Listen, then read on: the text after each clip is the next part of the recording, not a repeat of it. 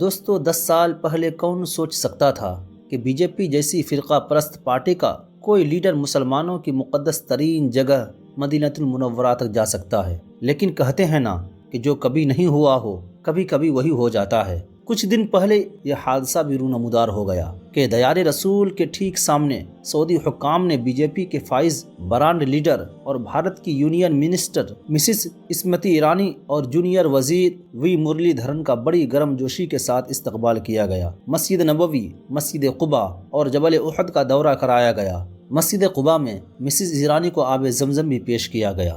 ہمیں نہیں معلوم کہ اس وزٹ کے پیچھے وزیر صاحبہ کی اپنی ذاتی خواہش تھی یا سعودی حکام کی خود کو لبرل دکھانے کی ایک اور کوشش۔ بہرحال اس واقعہ سے اتنا اندازہ ہو گیا ہے کہ آنے والے دنوں میں یہ تماشا مکۃ المکرمہ میں بھی جا سکتا ہے۔ تو آج کی اس ویڈیو میں یہ جاننے کی کوشش کرتے ہیں کہ اسلام میں کیا کوئی غیر مسلم مدینہ المنورہ میں یعنی حرم مدینہ میں جا سکتا ہے یا نہیں جا سکتا ہے، اور پھر یہ کہ سعودی حکمرانوں نے 98 سال تک جو یہ راستہ بند کیا ہوا تھا کہ کوئی بھی غیر مسلم یعنی نان مسلم مدینہ المنورہ کے احاطے یعنی حرم مدینہ میں جا نہیں سکتا ہے، آج اس کو کیوں کھول دیا گیا؟ آئیے انہی ساری چیزوں کو آج کی اس ویڈیو میں جاننے کی کوشش کرتے ہیں۔ تو دوستو، فقہی اعتبار سے حرم مدینہ میں غیر مسلم کے داخل ہونے پر مختلف نظریات ہیں، لیکن ائمہ و فقہا کے نظریات مخصوص پس منظر اور ضروریات کے ساتھ خاص ہیں۔ لیکن اس پہلو کو اس زاویہ سے دیکھا جانا اہم ہے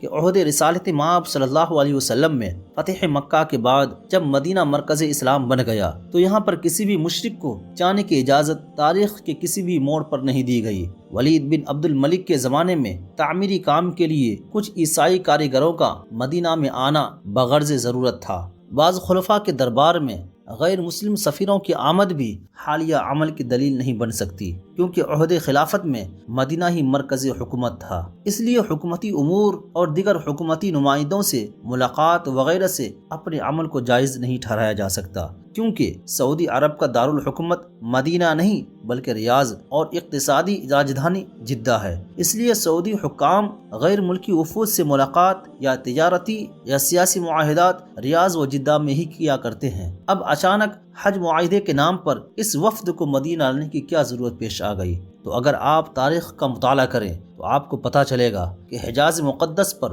آل سعود کا مکمل اور مضبوط قبضہ 1926 میں ہوا تھا۔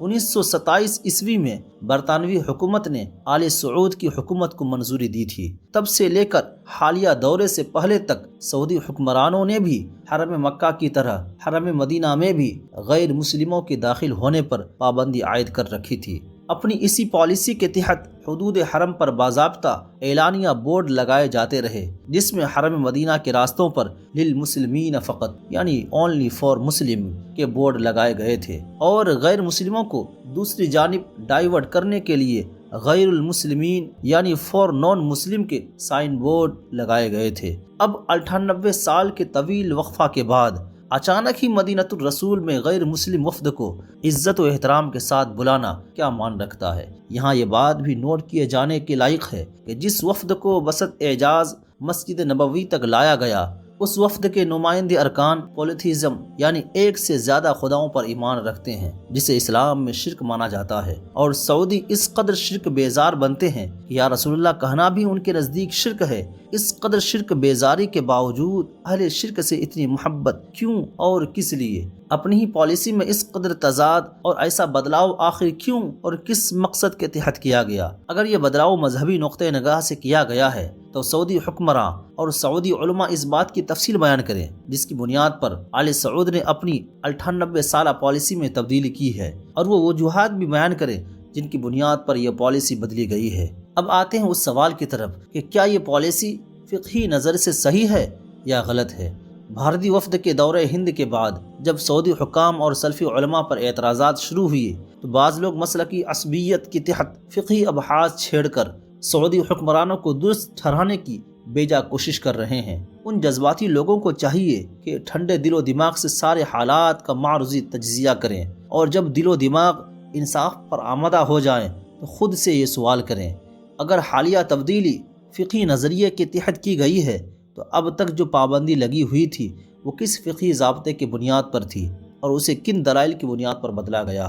नंबर 2, अब तक इस पाबंदी के नाम पर जो तशद्दुद रवा रखा गया, हालिया तब्दील के बाद उसका क्या जवाब होगा। इसी तरह से स्मृति ईरानी ने नंगे सर मस्जिद नबवी और मस्जिद कुबा में विजिट किया, जबकि यही स्मृति ईरानी सिखों की गोल्डन टेम्पल में अपना सर ढक कर गई थी। क्या सऊदी हुक्काम इतने बेहिस हो गए हैं कि एक गैर मुस्लिम खातून को सर ढकने की ताकीद भी नहीं कर सकते हैं। अगर सियासी उमूर की बुनियाद पर यह दौरा ज़रूरी था, तब भी ख़ास हरम मदीना में एक गैर मुस्लिम और नामहरम औरत से हाथ मिलाने की क्या ज़रूरत थी।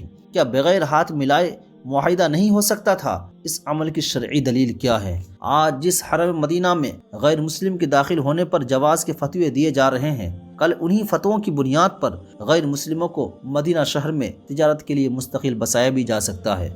ऐसी सूरत में जब वो यहाँ रहेंगे, अपने मजहबी इबादात व रसूमात भी ज़रूर करेंगे। इस सूरत में मदीना जैसे मरकज़ इस्लाम में कुफरिया अमाल का जिम्मेदार कौन होगा। हामियान अहले सऊद अच्छी तरह से याद रखें कि बीजेपी महज एक सियासी पार्टी नहीं, बल्कि एक नज़रियाती तंजीम है। मुसलमानों के मुताल्लिक उसके नज़रियात ढके छुपे नहीं हैं। यही वो पार्टी है जिसके कई नेताओं ने सरेआम रसूल मकबूल सल्लल्लाहु अलैहि वसल्लम की शान अक़दस में शदीद तरीन गुस्ताखियाँ की, लेकिन इस पार्टी ने उन्हें मुसलसल तरक्की दी। तेलंगाना का राजा सिंह इसकी जीती जागती मिसाल है, जिसने एलानिया तौहीन रिसालत की, लेकिन बीजेपी ने उसे असम्बली इंतखाब में टिकट दिया और मिंबर असम्बली बना दिया। इसी पार्टी के एक लीडर ने चंद दिन पहले पार्लियामेंट में एक मुस्लिम रुकन पार्लियामेंट को मजहबी तासुब में जैसी गालियां दी और वो बयान करने के लायक भी नहीं है। इसी पार्टी के कर्नाटक से आने वाले एक लीडर ने अवामी जलसे में शाही मस्जिद ज्ञानवापी और शाही ईदगाह मथुरा को शहीद करने की धमकी दी है। इसी पार्टी के वाबस्तगान मक्का मुकर्रमा को मकेश्वर मंदिर और हजर असवद को शिवलिंग कहकर कब्जा करने की बात कर रहे हैं। माज़अल्लाह रब्बिल आलमीन। गिरोही असबियत में सऊदी हुक्काम की बेजा हिमायत करने वाले अफराद को चाहिए कि वह सऊदी हुक्काम से इन सवालात के साथ साथ यह भी पूछें कि आपने भारत में होने वाले तौहीन रिसालत के वाक़यात पर इस वफ्द से कोई बात की या नहीं।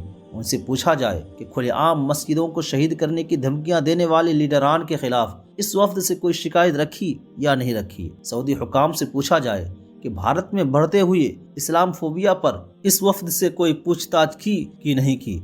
लेकिन इस मुतालबे पर हर तरफ सन्नाटा है। क्यों? क्योंकि हम अच्छी तरह जानते हैं कि हामियान आले सऊद सऊदी हुक्मरानों से ये सवाल कर ही नहीं सकते। इसलिए खुदारा जो सवाल पूछ रहे हैं उन्हें पूछने दें, क्योंकि ये मामला किसी ख़ानदान व मसलक का नहीं, बल्कि शहर मुस्तफ़ा की इज़्ज़त व हुर्मत से जुड़ा हुआ है। अगर आज इस पर खामोशी इख्तियार कर ली गई तो आने वाले दिनों में दीगर मुक़द्दसात की तौहीन व बेहुरमती का ऐसा दरवाज़ा खुल जाएगा जिसे बंद करना इंतहाई मुश्किल होगा। तो दोस्तों, अगर ये वीडियो अच्छी लगी हो तो वीडियो को लाइक करें, और अगर आप हमारे चैनल पर नए हैं तो चैनल को सब्सक्राइब करते हुए बेल आइकन को ज़रूर दबाएं। मिलते हैं फिर एक नए वीडियो के साथ। खुदा हाफिज़।